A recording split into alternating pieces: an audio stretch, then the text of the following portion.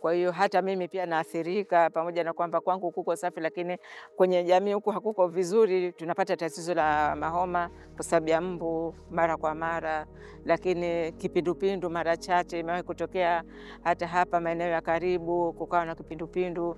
Kwa hiyo kusema kweli, mimi kwangu kama hapa majirani zangu, mimi na majirani zangu hatujaweka system nzuri ya usafi ndani ya majumba na nje ya majumba.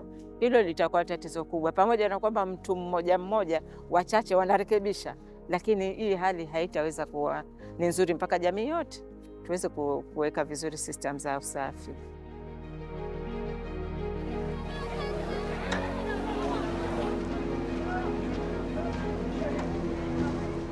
Mimi naitwa Sanma, hapa panaitwa Bububu, Zanzibar mjini Magharibi.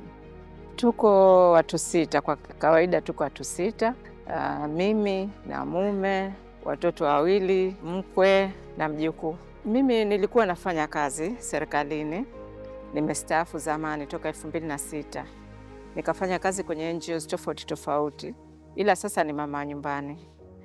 Ila mume wangu anafanya kazi, ni mfanya biashara. Mwanangu anafanya kazi, mwanangu mwanamume, katika NGOs tofauti tofauti. Mwanangu mwanamke bado ni mwanafunzi. Mkwe wangu ni mama wa nyumbani na ana mtoto mmoja, yaani nina mjukuu mmoja. Lakini hadi nahamia hapa, nimehamia kulikuwa na changamoto tofauti tofauti. Lakini pia nilikuwa na tatizo la maji.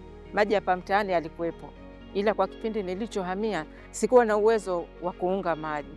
Ila baadaye kwa kutumia tu mikopo tofauti tofauti niliweka maji. Na usafi ilikuwa, nyumba ilikuwa haina maji, inakuwa ni shida. Lakini baada ya kuweka maji, sina makaro, sina utaratibu mzuri wa kufanya usafi, yani kwamba mtiririko uwe ni mzuri, labda nimesafisha nyumba au mtiririko wa maji uwe ni mzuri, au mtiririko nataka niweke vizuri. Mambo haya yalikuwa ni magumu kidogo. Kwa hiyo ndipo hapo sasa nikaingia pia kutafuta mikopo ili kuweka zile taratibu. Jikoni kwangu kulikuwa sio kuzuri sana, sio kusafi sana. Na hata nilipojitahidi kufanya kuwe kusafi, swala la makaro lilikuwa ni jambo gumu.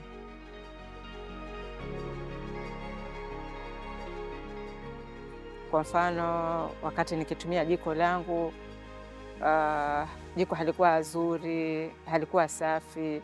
Nikitumia maji ni lazima niatenge maji machafu, nitenge pahali. Alafu ikifika jioni au kesho asubuhi ni lazima nimwage nje. Hata niliporekebisha jiko, bado kulikuwa na tatizo la kwamba hakuna system nzuri ya ule usafi kujipeleka wenyewe. Ukasafisha maji yakaenda yenyewe. Ilikuwa sio kitu chepesi. Kwa changamoto zilikuweko. Hapa tulikuwa na matatizo mengi tu ya usafi. Kwa mfano, kwa sababu ya maji yenyewe sio masafi sana. Kwa hiyo mara nyingi matumbo ya kuharisha, mahoma kwa sababu ya mbu, labda sehemu za mitiririko ya maji katika nyumba nyingine sio mazuri. Kwa hiyo nikaona hapo bora niwahi.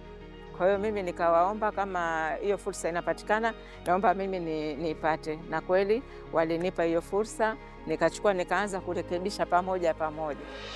Nina furaha kwamba kwanza tuko katika hali ya utulivu, tuna amani, kwamba tunaishi vile ambavyo tunapenda katika usafi.